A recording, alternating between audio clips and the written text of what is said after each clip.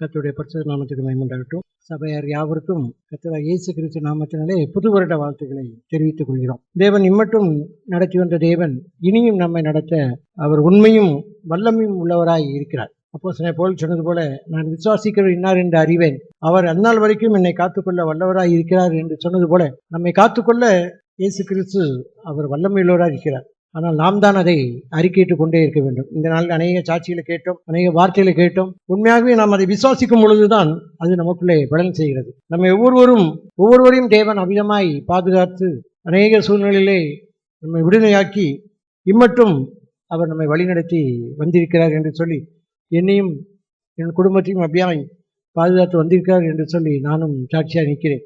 தேவனுடைய கிருபைக்காக, அவருடைய இரக்கத்துக்காக, அவருடைய தயவுக்காக ஆண்டுக்கு நன்றி செலுத்தினேன். இனி ஒரு நாட்களிலும் அப்படியாய் உண்மையாய் உத்தவமாய் சாட்சியாய் ஜீவிக்க தேவன் உதவி செய்வார் என்று சொல்லி நான் விசுவாசிக்கிறேன். இந்த நாளிலும் தேவன் நமக்கு அநேக வார்த்தைகளை வாக்குத்தத்தங்களை தேவன் நமக்கு தந்திருக்கிறார். அவருடைய நாமத்தின் மேல் விசுவாசம் உள்ளவர்களாய் அவரை ஏற்றுக்கொண்ட எத்தனை பேர்களோ அத்தனை பேர்களும் அவருடைய பிள்ளைகளாகும்படிக்கு என்ன செய்கிறார், அதிகாரம் கொடுத்திருக்கிறார். நான் இப்படியாக சிந்தித்தேன். நாம் அவருடைய பிள்ளைகளாக இருக்கும் பொழுது அவருடைய வாக்குத்தத்தங்களும் நமக்கு சொந்தமாகி விடுகிறது. எப்படி பிள்ளைகளுக்கு தகப்பன் ஒரு காரியத்தை செய்யும் பொழுது, சொந்த தகப்பன் செய்யும் பொழுது அந்த பிள்ளைக்கு அதிலே ஒரு பங்கு உண்டு. எங்கே போனாலும் யார் உன்னுடைய தகப்பன், யார் உன்னுடைய தாய் என்று சொல்லும் பொழுது உனக்கு தான் இந்த பங்கு என்று தீர்ப்பு சொல்லப்படுகிறது. அப்படி என்றால் இந்த நாளிலே நான் தேவனுடைய பிள்ளைகளாய் இருந்தேன் என்றால் இந்த வாக்கு தத்தங்கள்லாம் எனக்கு என்ன ஆகும் என்றால் சொந்தமாகிவிடும். நான் அவருடைய பிள்ளைகளாய் இல்லை என்றால் இந்த வாக்கு தத்தம் எனக்கு என்ன செய்யாது, சொந்தமே ஆகாது. நான் இந்த வாக்கு தத்தத்தை ஒரு உரிமையோடு ஒரு விசுவாசத்தோடு நான் நினைச்ச முடியாது, பெற்றுக்கொள்ள முடியாது. அப்படி என்றால் இந்த வாக்கு தத்தங்கள் நமக்கு சொந்தமானது. அப்படின்னா நான் அவருடைய பிள்ளைகளாய் இருந்தோமானால் நாம் நிச்சயமாகவே எந்த விதத்திலும் நாம் கலங்க மாட்டோம், தேய்க்க மாட்டோம். ஏனென்றால் தேவன் நம்மோடு கூட இருக்கிறார் என்ற விசுவாசம் நமக்குள்ளாக காணப்படும். அப்படி என்றால் அப்போஸ்தலனாகிய பவுல் சொன்னது போல வாக்கு தத்தங்கள்லாம் ஆம் என்றும் ஆமேன் என்றும் இருக்கிறதாம். அதை நான் விசுவாசிக்க வேண்டும். எல்லா வாக்கு தத்தங்களும் எனக்கு சொந்தமானது, இந்த வாக்கு தத்தங்கள் எல்லாம் எனக்குரியது என்று சொல்லி நாம் விசுவாசிக்கும் பொழுது இந்த பூமியிலே நம்மை போல ஒரு சந்தோஷமான மனிதன் யாருமே இருக்கவே முடியாது. ஏனென்றால் நம்மை உண்டாக்கின தேவன், வானத்தையும் பூமியும் படைத்த தேவன், அவர் யார் என்று நாம் விசுவாசிப்போம் என்றால் நிச்சயமாகவே எதை குறித்தும் இந்த புதிய வருடத்தில் எப்படி நடக்கும், என்ன நடக்கும் என்று சொல்லி கலங்கவே தேவையில்லை. ஏனென்றால் வேதம் சொல்வது போல அவர் நம்மை உண்டாக்கினார் என்று சொன்னது போல அதை நான் விசுவாசிக்கும் பொழுது எல்லா சூழ்நிலையும் தேவனுடைய கரத்தில் இருக்கிறது என்று சொல்லி நான் அதிகமாய் அவரை நம்பும் பொழுது நிச்சயமாக தேவன் நம்மை அவர் நடத்த உண்மையுள்ளவராக இருக்கிறார். இந்த நாளிலும் எரேமியா தீர்க்கதரிசியின் புஸ்தகம் 15ஆம் அதிகாரம் 20வது வசனத்தை வாசிக்கிறேன். எரேமியா தீர்க்கதரிசியின் புஸ்தகம் 15:20 வாசிக்கிறேன். உன்னை இந்த ஜனத்துக்கு எதிரே அரணான வெண்கல அலங்கமாக்குவேன். அவர்கள் உனக்கு விரோதமாக யுத்தம் பண்ணுவார்கள், ஆனாலும் உன்னை மேற்கொள்ள மாட்டார்கள். உன்னை ரட்சிப்பதற்காகவும் உன்னை தப்புவிப்பதற்காகவும் நான் உன்னுடனே இருக்கிறேன் என்று கர்த்தர் சொல்கிறார். உன்னை இந்த ஜனத்துக்கு எதிரே அரணான வெண்கல அலங்கமாக்குவேன் என்று சொல்கிறார் தேவன்.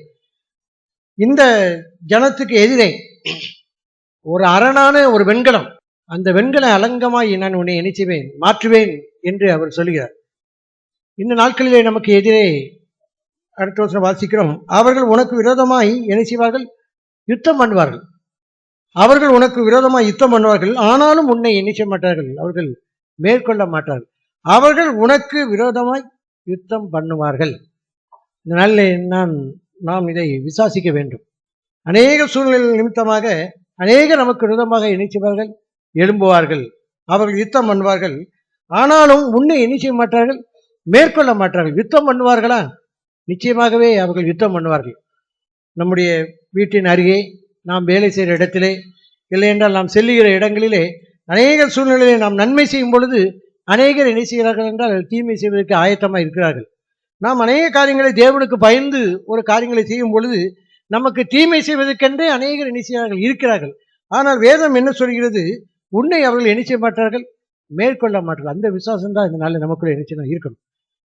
வேதம் சொல்றது போல அநேகர் உனக்கு விரோதமாக என்ன செய்வார்னா யுத்தம் பண்ணுவாங்க. உனக்கு விரோதமாக அநேக சூழ்நிலையை உண்டு பண்ணுவாங்க. நான் இந்த வார்த்தையை வாசிக்கும் பொழுது இப்படி சிந்தித்தேன். இஸ்ரேல் ஜனத்தை பற்றி தான் சிந்தித்தேன். இந்த நாட்டிலே இஸ்ரேல் தேசம் சின்ன ஒரு தேசம்தான். ஆனால் அதற்கு விரோதமாக அநேகர் என்ன செய்கிறார்கள் என்றால் யுத்தம் பண்ணுகிறார்கள். அநேகர் சின்ன சின்ன காரியங்களுக்கு கூட இங்கே என்ன நடக்குன்னா யுத்தம் நடந்து கொண்டே இருக்கிறது. ஒரு வருடத்தில் பார்க்கும் பொழுது அநேக வருடங்களை பார்க்கும் பொழுது யுத்தம் நடைபெறாத வருடம் ஒரு நாளும் இல்லவே இல்லை அந்த இஸ்ரேல் தேசத்தில். ஆனால் தேவன் சொன்ன வாக்கு தத்தங்கள் எல்லாம் அதற்கு என்ன செய்வது என்றால் சொந்தமாகவே இருக்கின்றது. சமீபத்தில் கூட ஒரு போர் நடக்கும் பொழுது கூட அநேக நாடுகள் அதற்கு எதிர்ப்பு தெரிவித்தாலும், ஆனால் இஸ்ரேல் நாடு தனிப்பட்ட விதத்திலே அதற்கு என்ன செய்வது என்றால் இடம் கொடுக்கவே இல்லை. அமெரிக்கா தேசமே அதற்கு ஆதரவு கொடுக்கும் பொழுது கூட, ஆனால் இஸ்ரேல் சின்ன தேசம்தான், ஆனால் அது செய்தது அது சரிதான் என்று சொல்லி அது தைரியமாக நின்றது. அதைத்தான் நான் பார்க்கும் பொழுது இப்படிதான் சிந்தித்தேன். ஏனென்றால் அவளோடு கூட ஆண்டவர் இருக்கிறார், அவளோடு கூட தேவனுடைய வாக்கு தத்தங்கள் இருக்கிறது. ஆனால் அந்த அவளை சுற்றி பார்க்கும் பொழுது அநேகர் அவர்களுக்கு எதிரிகள் இருந்து கொண்டே இருக்கிறார்கள். ஆனாலும் அவர்களுக்கு எந்தவித பயமும் இல்லை. ஏனென்றால் ஒருவரும் அவர்களை என்ன செய்ய முடியாது, மேற்கொள்ளவே முடியாது, எந்த தடை. ஆகவே தான் அந்த நாட்டினுடைய ஜனாதிபதியோ பிரதமரோ தைரியமாக எல்லா உலகமே அதற்கு எதிராக வந்தாலும் கூட அது ஒரு நாளும் பின்வாங்கி போகவே போகாது.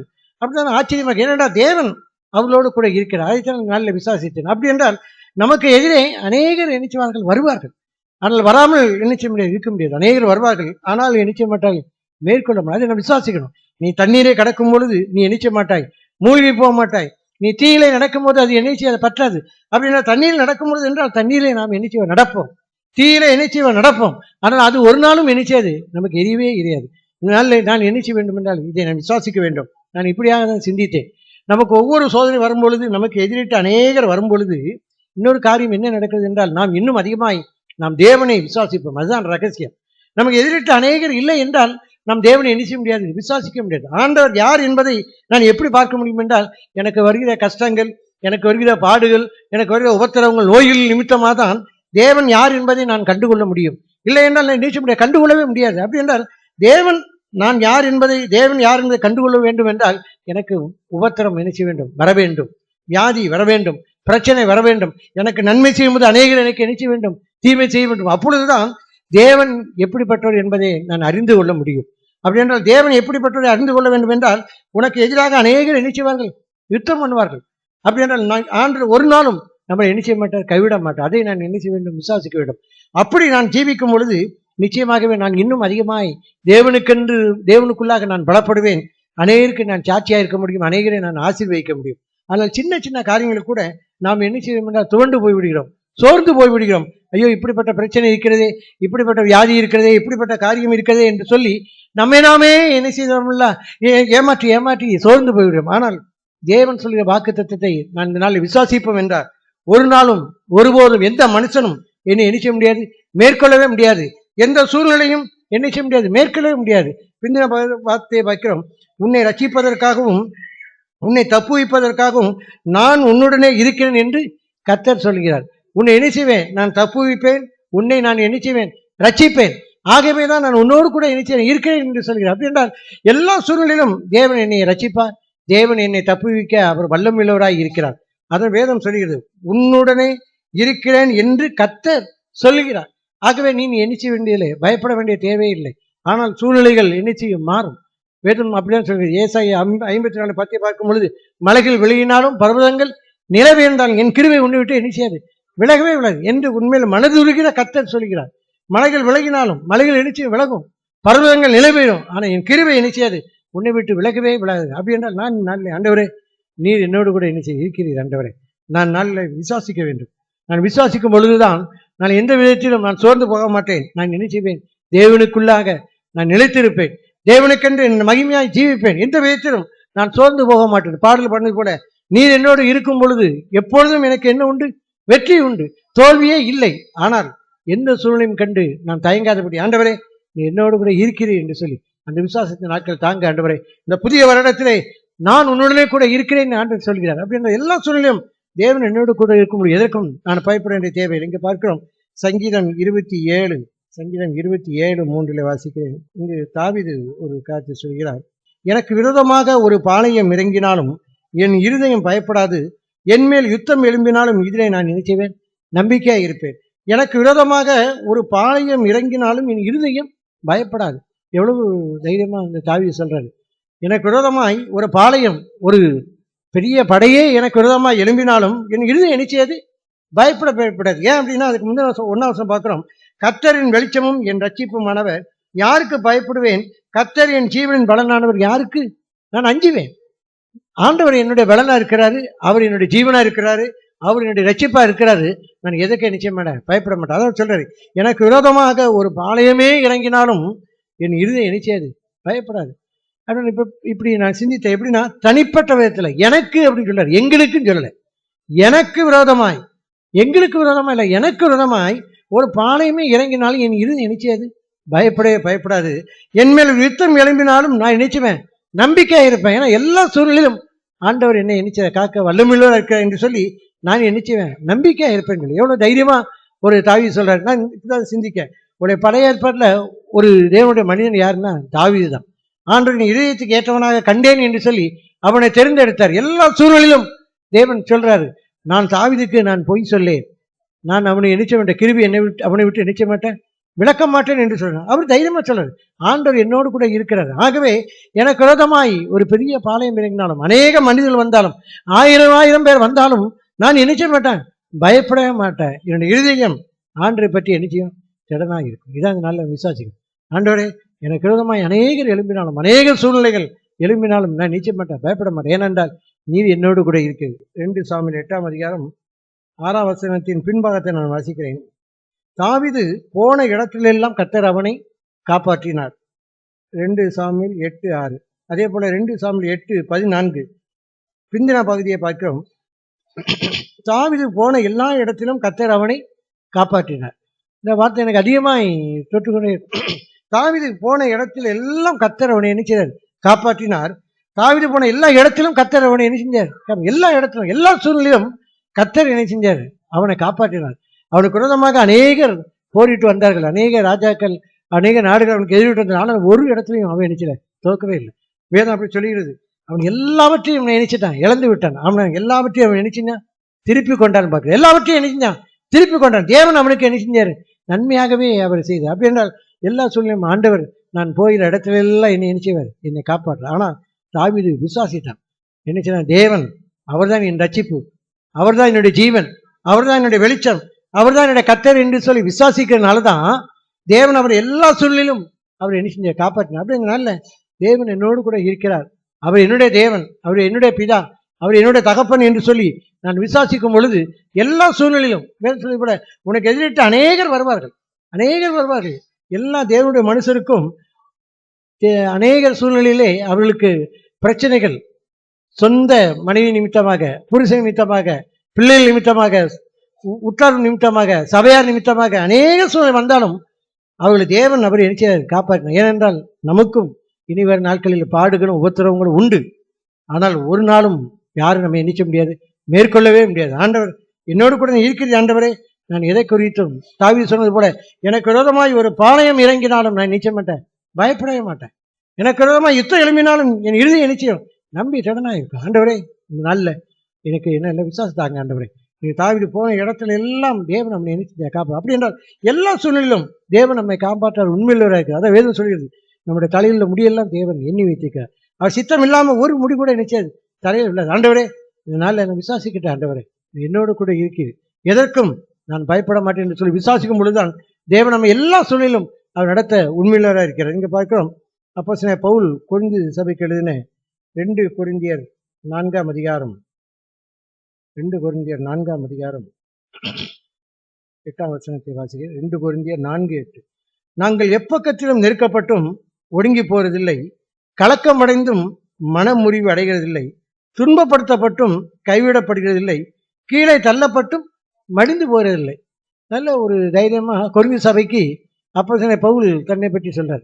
இதே போலதான் நாமும் நினைச்ச நாளில் சொல்லணும், எப்பக்கத்திலும் நெருக்கப்பட்டும் ஒடுங்கி போறதில்லை. எப்பக்கத்திலும் நான் எல்லா சூழலிலும், எல்லா இடத்துலையும் என்னை நெருக்கினாலும் நான் நினைச்ச மாட்டேன், ஒடுங்கி போகவே மாட்டேன். ஏன்னா வேதம் சொல்வது போல எனக்கு எதிரிட்டு அநேகர் வருவார்கள், ஆனால் நினைச்ச மாட்டாங்க, மேற்கொள்ள மாட்டேன். அப்போ எப்பக்கத்தில் நெருக்கப்பட்டோம் அப்படின்னா எல்லா சூழ்நிலையும் பவுல் நினைச்சிருக்காருன்னா நெருக்கப்பட்டிருக்காரு. ஆனா அவர் தைரியமா கொரிந்து சபைக்கு சொல்றாரு, நாங்க நினைச்ச மாட்டோம், ஒடுங்கி போறதில்லை அப்படின்னு. நல்ல நாமும் தைரியமா சொல்றோம், ஆண்டவரே எல்லா சூழ்நிலையிலும் நான் நெருக்கப்பட்டால் நான் ஒரு நாள் நினைச்ச மாட்டேன், ஒடுங்கியே போக மாட்டேன். அடுத்த வருஷம் பார்க்கிறோம், கலக்கம் அடைந்தும் மனமுல கலக்கம் உண்டா? உண்டு. கடந்த வருடத்துல திரும்பி பார்க்கும் பொழுது கலக்கம் இல்லாம இருந்திருக்கிறோமா? அநேக சூழ்நிலை கலக்கம் அடைஞ்சிருக்கோம்.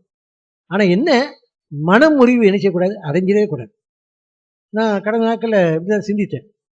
ஏன்னா வருடங்கள் நான் செய்தித்தாள பார்த்தேன், அநேக வருடங்கள் ஆக ஆக ஆக இந்திய தேசத்துல மனநிலை பாதிக்கப்பட்டவங்க நினைச்சாங்கன்னா அநேகர் பெருகி கொண்டே போறாங்க. மனநிலை பாதிக்கப்பட்டாங்க, பணக்காரனாலும் சரி, ஏழைனாலும் சரி, வியாதி நிமித்தமாக, பிரச்சனை நிமித்தமாக அப்படியே என்னச்சுன்னா சோர்வடைந்து மனநிலை பாதிக்கப்படுறாங்களா காரணம். அப்படி என்றதுனால நான் எந்த விதத்திலும் நான் நினைச்சக்கூடாது, மனநிலை நினைச்சக்கூடாது, பாதிக்கவே படக்கூடாது.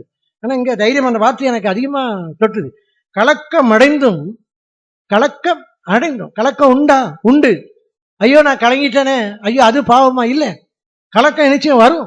ஆனால் நினைச்ச மாட்டோம், மனமுறிவு அடைய மாட்டோம், நினைச்ச மாட்டோம், பின்வாங்கி போக மாட்டோம். ஐயோ நீ என்ன செய்ய அப்படின்னு சொல்லி நினைச்ச மாட்டோம், படுத்திட மாட்டோம்.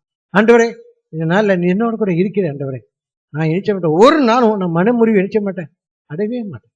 ஆண்டவரே நாளில் நினைச்சிங்க, நீ தைரியப்படுத்துங்க, நான் எக்காலத்திலும் உண்மையை சோத்தரிப்பேன் ஆண்டவரே. எல்லா சூழ்நிலையிலும் உங்கள் வாக்குத்தத்தை நம்பி நான் விசுவாசத்தோடு இந்த புதிய ஒரு இடத்துல நான் ஒவ்வொரு சூழ்நிலையிலும் எந்த விதத்திலும் கடந்த நாட்கள் நான் மனமுறிவு அடைந்த ஆண்டவரே, என்ன செய்வேன், எப்படி செய்வேன் என்று சொல்லி திகைத்த நாட்கள் உண்டு. இனி அப்படி இல்லாதபடி ஆண்டவரே ஒரு நாளும் நான் மனமுறிவு நினைச்சக்கூடாது, அடையவே கூடாது. பின்ன வந்து பார்க்குறோம், துன்பப்படுத்தப்பட்டும் கைவிடப்படுவதில்லை. துன்பப்படுத்தப்பட்டும் அநேக துன்பங்கள், பவுலுக்கு வராத துன்பங்களை நமக்கு வந்து இல்லை, எவ்வளோ துன்பங்கள் வந்தது. ஆனால் ஒரு நாளும் நினைக்கிறேன் கைவிடப்பட்டதே இல்லை. அப்படின்னா எவ்வளோ துன்பங்கள் நம்ம கடந்து வந்திருக்கு, ஆனால் ஒரு நாளும் நினைச்ச மாட்டேன், ஆண்டவர் நம்மளை கைவிடவே படாது. இந்த பவுலை போல நாமும் இந்த வார்த்தையை நம்ம விசுவாசத்தோடு சொல்லணும். எப்பக்கத்தில் நெருக்கப்பட்டு நான் ஒடுங்கி போக மாட்டேன், கலக்கம் அடைந்தாலும் நான் மனமுறிவு அடைய மாட்டேன், துன்பப்படுத்தப்பட்டாலும் நான் நினைச்ச மாட்டேன், ஆண்டவர் நினைச்ச மாட்டார், கைவிடவே மாட்டேன். அதை நான் நினைச்சு விசுவாசிக்கணும். அதான் கடைசி அப்போஸ்தலர் நடவடிக்கையில் கடைசி ஐயத்தை பார்க்கும் பொழுது ஒரு கப்பல் சேதம் வரும் பொழுது தைரியமா சொல்றாரு, என்னை ஆட்கொண்டருமாகிய தேவன் என்னோடு கூட இருக்கிறதுனால யாரும் நினைச்ச வேண்டாம், பயப்பட வேண்டாம், தைரியமா சொல்றாரு. உங்கள் தலையில் ஒரு முடி கூட நினைச்சாது விழாது. நான் ஆராதிக்கிற தேவன், என்னை ஆட்கொண்டுகிற தேவன், என்னை அனுக்கிரகம் செய்த தேவன் என்னோடு கூட இருக்கிறதுனால யாருக்கும் நினைச்சாது, ஒரு சேதம் வராது என்று சொல்லி பவுல் சொல்றாரு. அதே போல நாட்கள்ல நாமும் நினைச்சு நான் தைரியமா சொல்லணும். வாக்கு தத்தமான வார்த்தைகளை இந்த புதிய வருடத்துல விசுவாசத்தோடு ஒவ்வொரு வார்த்தையும் நம்ம சுதந்திரமா பெற்றுக்கொண்டு எந்த விதத்திலும் ஒரு மனமுறிவு அடையாத ஒரு வாழ்க்கை. தேவன் ஒரு நாளும் என்னை கைவிட மாட்டார், நான் ஒரு நாளும் என்ன செய்ய மாட்டேன், ஒடுங்கியே போக மாட்டேன். ஏன்னா அநேகர் என்ன செய்வாங்க, எனக்கு எதிரிட்டு வருவாங்க. வேலை சில இடத்துல பிரச்சனை, எல்லா சூழ்நிலும் நான் பார்க்கும் பொழுது இப்படியா சிந்தித்த ஒரு தேவனுடைய மனிதன், அவர் ஒரு கட்டளை படுத்திருக்கும் பொழுது அவர் தேவனுக்கென்று வல்லமையாய் பயன்படுத்தப்பட்ட மனிதன். திடீரென்று என கட்டில் மட்டும் ஆடிட்டு இருந்துதான். உடனே இவர் யோசித்தானா, பார்த்தா பக்கத்தில் பிசாசானவன் நின்று கொண்டு இருந்தானா. ஆனால் பிசாசு தான் அந்த கட்டில் என்ன செஞ்சிருக்கானா, ஆடிட்டு இருக்கானா. உடனே இவர் படுத்து நல்ல சுகமாக இருந்திருக்காரு. அப்போ அவர் சொன்னாராம், நீ கட்டில் தான் ஆட்ட முடியும், ஆனால் என்ன நினைச்ச முடியாது, தொடவே முடியாது. ஆனால் பிசாசு அவரை தொட முடியல, ஆனால் என்ன செஞ்சது, கட்டிலாம் என்ன செஞ்சு ஆடினதான். அப்படி அதே போல் இதனால நானும் விசுவாசிக்கிறேன். எல்லா சூழ்நிலையும் எனக்கு நெருக்கமாக வந்தாலும் என்னை நினைச்ச முடியாது, ஒரு நாள் பிசாசு என்னை நினைச்ச முடியாது, தொடவே முடியாது. அதே மாதிரி யோபுக்கு எவ்வளோ வியாதி வந்தது, ஆனால் யோபுவோட உயிரை ஆண்டவர் கருத்தில் தான் இருக்கு. அதே போல் ஆண்டவரே இது நாளில் எதை குறித்தும் எல்லா சூழ்நிலை கட்டிலே ஆடிட்டு இருந்தாலும் பிசாசு அப்படி ஆட்டினாலும் ஆனால் என்னையும் நினைச்ச முடியாது, ஒன்றுமே சொல்லுவேன். என் கூட யார் இருக்காருன்னா ஆண்டவர். அதை நான் நினைச்ச நாளில் நான் விசுவாசிக்கணும், ஆண்டவரே நீ என்னோடு கூட இருக்கிற ஆண்டவரே, நான் எதை குறித்தும் கவலைப்படாதபடி இந்த புதிய வருடத்திலே நான் மன மகிழ்ச்சியாய் சந்தோஷமாய் என்ற வார்த்தைகளை நான் பிடித்து கொண்டு ஆண்டவரே உண்மையாய் உண்மை தொடர்ந்து ஓட எனக்கு என்ன செய்யுங்க, உதவி செய்யுங்க. கடந்த வருடத்தை போல இல்லாதபடி இந்த புதிய வருடத்திலே அன்று புதிய அனுபவத்தை எனக்கு தாங்க ஆண்டவரே. நான் இன்னும் இந்த வார்த்தையில எண்ணிச்சிட்டோம், விசுவாசமாக இருக்கட்டும், உண்மையை நான் எண்ணிச்சிட்டோம், விசுவாசிக்கிட்டோம். கடைசியாக பார்க்குறோம், கீழே தள்ளப்பட்டும் மடிந்து போறதில்லை. கீழே நிச்சயம் தள்ளப்படுவோம், ஆனால் நினைச்ச மாட்டோம், மடிந்து போகவே மாட்டோம், ஒரு நாளும் மடிந்து போகணும். ஆகவே எனக்கு நான் கீழே தள்ளலை, நான் கலக்கம் அடையலை, நான் நெருக்கம் அடையலை சொல்லவே முடியாது. இந்த வார்த்தையெல்லாம் சொல்லும்போது நமக்கு நம்ம அடைந்திருக்கோம், நெருக்கப்பட்டிருக்கோம், துன்பப்பட்டிருக்கோம், ஆனாலும் நினைச்சல ஆண்டவர் நினைச்சல கைவிடலை. கீழே தள்ளப்பட்டோம், நாங்கள் நினைச்ச மாட்டோம், மடிந்து போறதில்லை என்று சொல்லி கொரிந்து சபைக்கு அவர் தைரியமாக சொல்றாரு. அதே போல நாளில் இந்த புதிய ஒரு இடத்துல நாமும் இந்த வாக்குத்தத்தத்தை பிடித்து கொண்ட ஆண்டவரே எல்லா சூழ்நிலையும் தேவன் என்னோடு கூட இருக்கும் பொழுது நான் நினைச்ச மாட்டேன், மடிந்து போக மாட்டேன், நான் ஒடுங்கி போக மாட்டேன், நான் மனமுறிவு அடைய மாட்டேன், நான் நினைச்ச மாட்டேன், ஒரு நாளும் மடிந்தே போக மாட்டேன் என்று சொல்லி ஆண்டவரிடம் விசுவாசம். அப்படிப்பட்ட விசுவாசங்களை ஜீவிக்கும் பொழுது நிச்சயமாக இந்த தேவன் நம்முடைய தேவன் அவர் மரண வரை நடத்த அவர் வல்லமுள்ளதாக இருக்கிறார். ஆனால் நான் நினைச்சிடும் விசுவாசம் ஆண்டவர் என்னோடு கூட இருக்கிறீர் என்று சொல்லி. கடைசி அதே எரேமியா தீர்க்கதரிசன புத்தகம் 15ஆம் அதிகாரத்தில் பார்க்குறோம். எரேமியா தீர்க்கதரிசன புத்தகம் 15ஆம் அதிகாரம் இந்த 20 பின்பாகத்தை பார்க்குறோம். உன்னை ரட்சிப்பதற்காகவும் உன்னை தப்புவிப்பதற்காகவும் நான் ஒன்றினே கூட, உன்னை ரட்சிக்கவும் உன்னை தப்புவிக்கவும் நான் நினைச்ச கூட இருப்பேன். எல்லா பாவத்திலிருந்தும் நான் இதை சிந்தித்து பார்த்தேன். ரட்சிப்பு தப்புவிப்பு அப்படின்னு சொல்லும்போது நினைச்சிட்டேன், என்னை பாவத்தில் இருந்து அவர் என்னை செய்கிறார், என்னை ரட்சிக்கிறார். அநேக ஆபத்துகளும் வியாதியிலிருந்தும் என்னை செய்கிறார், என்னை தப்புவிக்கிறார்னு அர்த்தம் சிந்தித்தேன். அப்படி என்றால் எல்லா பாவத்திலிருந்து அவர் என்னை செய்ய முடியும், என்னை ரட்சிக்க முடியும். எல்லா சூழ்நிலையிலும் என்னை செய்கிறார், என்னை அவர் தப்புவிக்க முடியும். அதான் சொல்றார், நான் உன்னை ரட்சிப்பதற்காகவும் உன்னை தப்புவிப்பதற்காகவும் நான் உன்னுடனே கூட இருக்கிறேன் என்று கர்த்தர் சொல்றார். அப்போ எல்லா சூழ்நிலையும் ஆண்டவர் என்னை தப்புவிப்பார், என்னை ரட்சிப்பார், என தேவன் என்னோடு கூட இருக்கிறார். பின்னர் பார்க்க 21, நான் உன்னை பொல்லாதவன் கைக்கு தப்புவித்து உன்னை பலவந்தன் கைக்கு நீங்களாக்கி நான் உன்னை என்ன செய்வேன், விடுவிப்பேன். எல்லா பொல்லாத காரியங்களிலிருந்தும் எல்லா பொல்லாதவர்களின் மனுஷன் கையிலிருந்தும் அவர் என்ன செய்வார், தப்புவித்து என்னை என்ன செய்வார், பலவந்தன் கைக்கு நீங்களாக்கி என்ன செய்வார், அவர் விடுவிப்பார். நான் விசுவாசிக்கணும், வார்த்தையை நான் விசுவாசிக்கும் பொழுது எல்லா சூழலும் விசுவாசம் இல்லை என்றால் கொண்டுவே இல்லை. நம்ம எனக்கு என்ன என்றால் அப்போ பேர் சொன்னது போல விசுவாசத்தோட தைரியத்தை நினைச்சிங்க கூட்டி வழங்க. விசுவாசம் இருக்கு, ஆனால் தைரியம் இல்லை. அப்படின்னால ஆண்டவரே இந்த வார்த்தை விசுவாசத்தோடு எனக்கு என்ன செய்யுங்க, தைரியத்தை தாங்க ஆண்டவரே. இனிவரும் நாட்களிலும் நான் விசுவாசித்து தைரியத்தோடு இந்த வாக்குத்தங்களை நினைச்சு சொந்தமாக்கிட்டு ஆண்டவரே. எனக்கு எதிரிட்டு அநேகர் வருவர். சொல்றது போல உனக்கு உன்னை இந்த ஜனத்துக்கு எதிரான அரணான வெண்களை அலங்கமாக்குவேன். ஆண்டவர் இனிவரும் நாட்களில் நம்மளை நினைச்சுவார், வெண்கலமாய் மாற்றுவார். எதை குறித்தும் நாம் சோர்ந்து விடாதபடி, மனமுறிவு அடைந்து விடாதபடி ஆண்டவர் நம்ம நினைச்சவர் வெண்கலை அலங்கமாக்க அவர் உண்மையில் இருக்கிறார். ஆனால் நான் முழுதுமாய் தேவனுடைய வார்த்தையை நினைச்சு விசுவாசிக்கிறேன். அவர் என்னோடு கூட இருக்கிறார் என்று சொல்லி ஒவ்வொரு நாளும் நான் நினைச்சு அறிக்கைட்டு கொண்டே இருக்கணும். அப்படி செய்யும் பொழுது நிச்சயமாக தேவன் எல்லா சூழ்நிலையும் தப்பி வைக்க அவர் உண்மையுள்ளவராய், அவர் உண்மையுள்ளவராய்.